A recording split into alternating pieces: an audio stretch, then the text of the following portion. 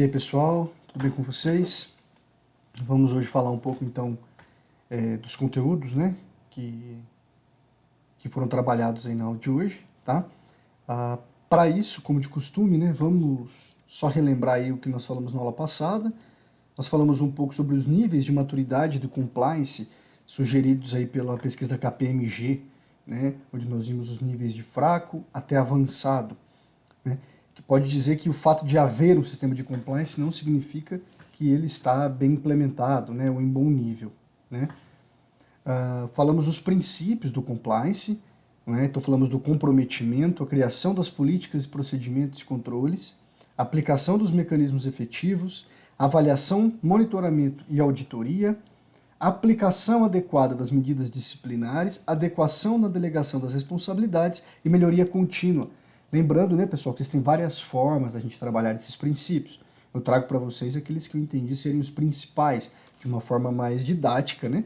Mas é possível a gente encontrar aí na literatura uma infinidade de princípios. Tem gente que vai falar em 12, em 20, em 8, em 5, tá? Mas é só uma questão mesmo de... depende do texto que você usa de base. Nós estamos aqui nos valendo aí dos textos do próprio IBGC, tá? Os pilares básicos do compliance nós trouxemos para vocês, que são 3, né? Prevenir, detectar e corrigir. Então, ações de prevenção, ações de detecção e, caso necessário, ações de correção. Caso necessário, implementar, né? Mas a organização deve já estar pronta, tá?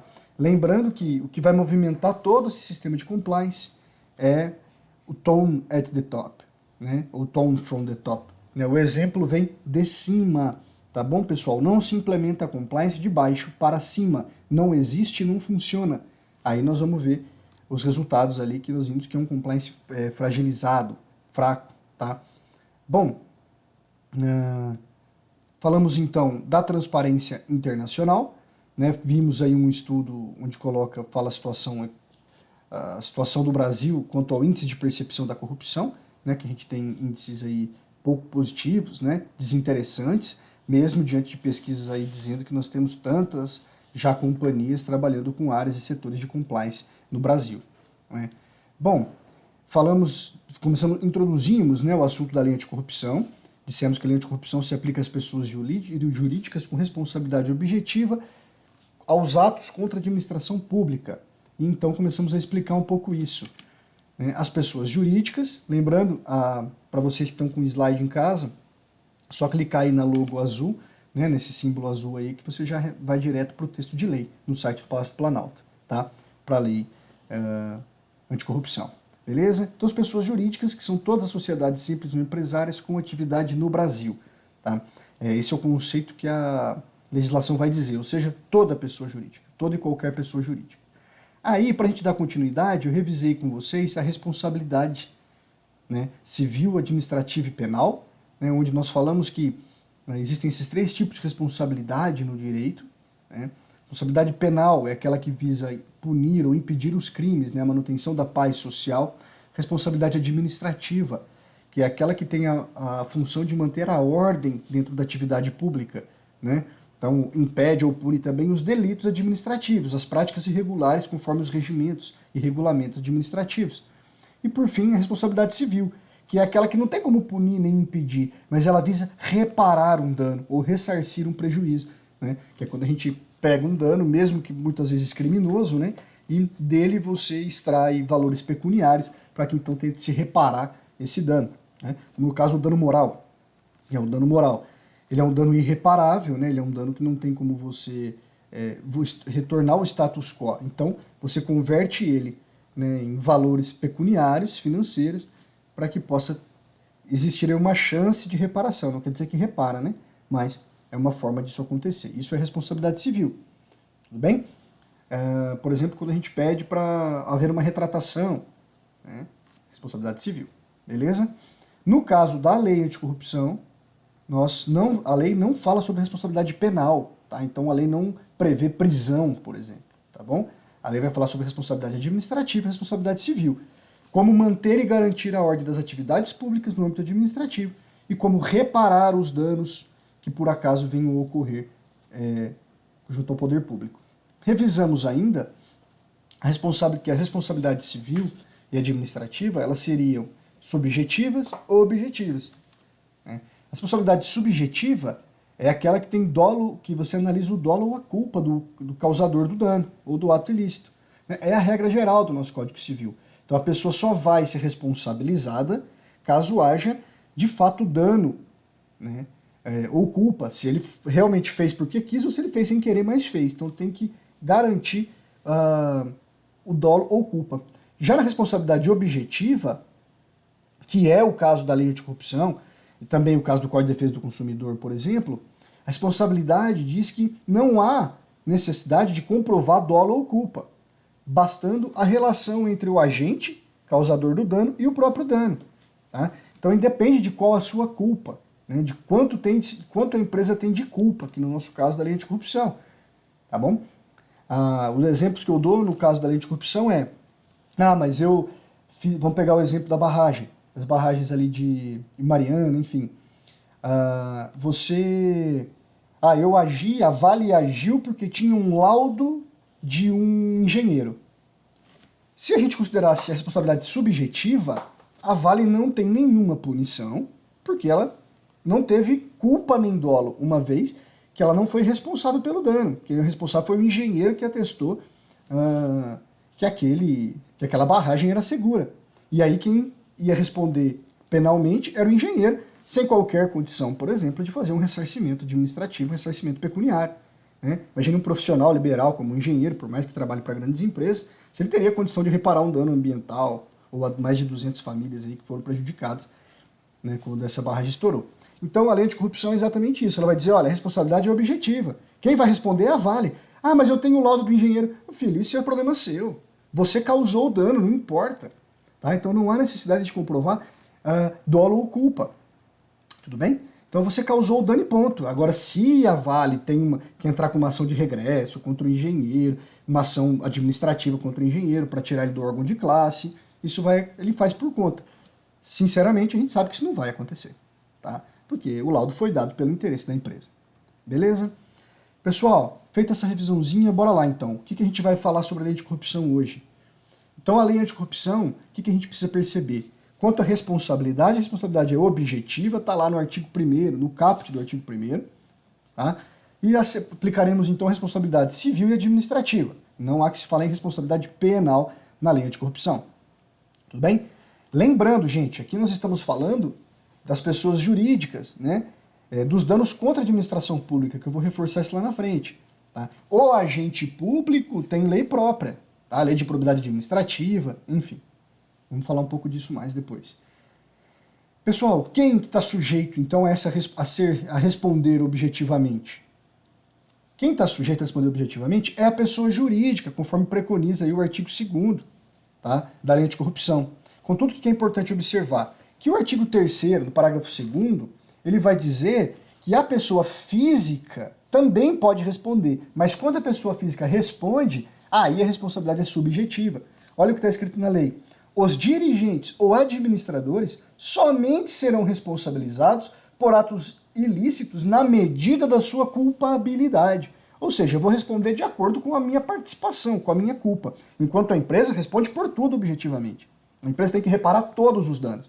Agora, a pessoa física está sujeita à responsabilidade subjetiva. Tá? Lembrando que a própria lei vai falar em desconsideração da personalidade jurídica. Nós vamos falar logo à frente. Os atos, então, punidos são aqueles atos contra a administração pública, e aqui deve-se observar o interesse e o benefício daquele corruptor, tá? Daquela pessoa jurídica que, de fato, causou esse ato.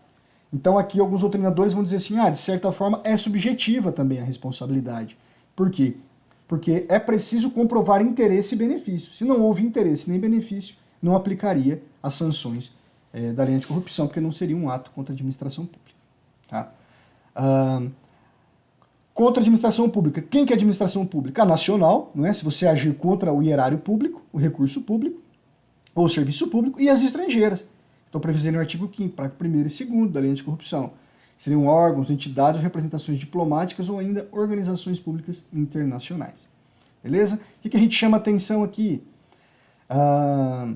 Nas alterações contratuais, pessoal. Quando há uma alteração do contrato dessa empresa, a obrigação e a responsabilidade se mantém de forma integral. Tá? Então, qualquer alteração se mantém. Houve uma compra. Tá? Se a empresa foi vendida, a empresa que comprou responde integralmente por tudo isso. Não adianta, né, aquela ideia de vender para eximir a culpa. Não. Tá? Agora, no caso de fusão e incorporação, né, ou seja, você tem uma venda parcial, né, um deslocamento parcial da propriedade do negócio, aí aquele novo comprador vai responder só no limite do patrimônio transferido. Né? Então somente aquela parte que foi transferida, aquela cota que foi transferida, é que vai responder a empresa compradora, né, que está fazendo a incorporação. Beleza? Chama atenção ainda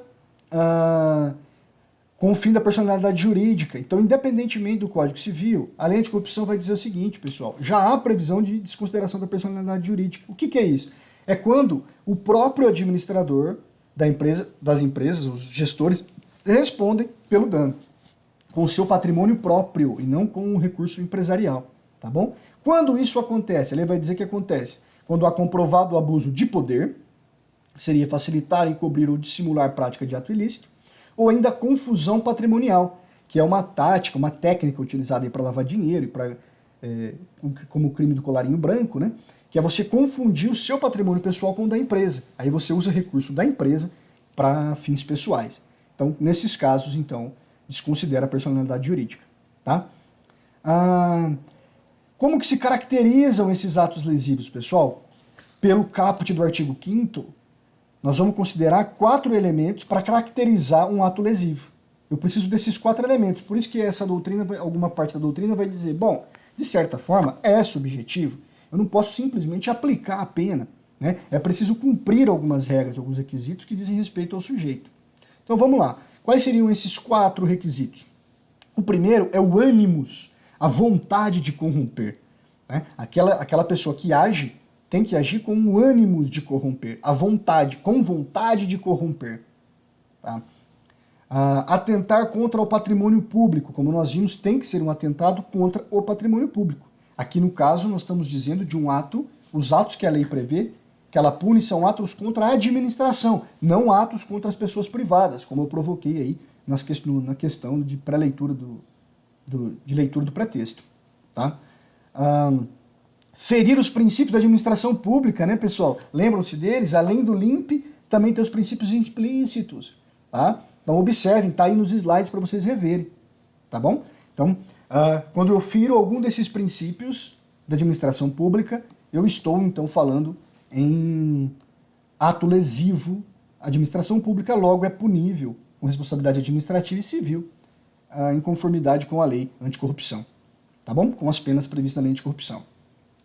E, por fim, ferir compromissos internacionais, né? Ou eu firo princípios da administração pública, ou ainda compromissos internacionais que o Brasil assumiu ou ratificou. Tá? Também, então, estão sujeitos, se enquadram aí como atos lesivos contra a administração pública. Beleza, pessoal? Então, aqui, revejam aí na sequência os princípios, né, do LIMP, que são os princípios constitucionais, e também os princípios implícitos, tá? Qualquer descumprimento de qualquer princípio, lembrando que o que nós falamos foram exemplos de princípios da administração pública, tá? Que podem haver tantos outros, porque o direito administrativo ele tem um rol muito grande, muito amplo, tá? Então, a ofensa a esses princípios é considerado ato lesivo. Beleza, gente? Na próxima aula nossa, nós juntos aí vamos a gente rever esse conteúdo, né? Nós já vamos estar presencial, se Deus quiser, e nós começamos a falar um pouco sobre os atos. Aí nós vamos descrever, ler um por um de quais são esses atos lesivos que estão previstos no artigo 5º, né, nos incisos do artigo 5º da Lei Anticorrupção. Tudo bem? Aí nós vamos estudar cada um desses casos, tá? Quando de fato eles ocorrem e quais são as penas aplicáveis pela Lei Anticorrupção. Tá bom, pessoal? Espero que tenha sido produtivo, espero que vocês tenham aí aproveitado essa forma dinâmica aqui da aula, né, de trazer conteúdo para vocês em vídeo, e na semana que vem a gente está junto lá na FAIP, na nossa aula presencial, tá bom? Grande abraço para vocês, obrigado.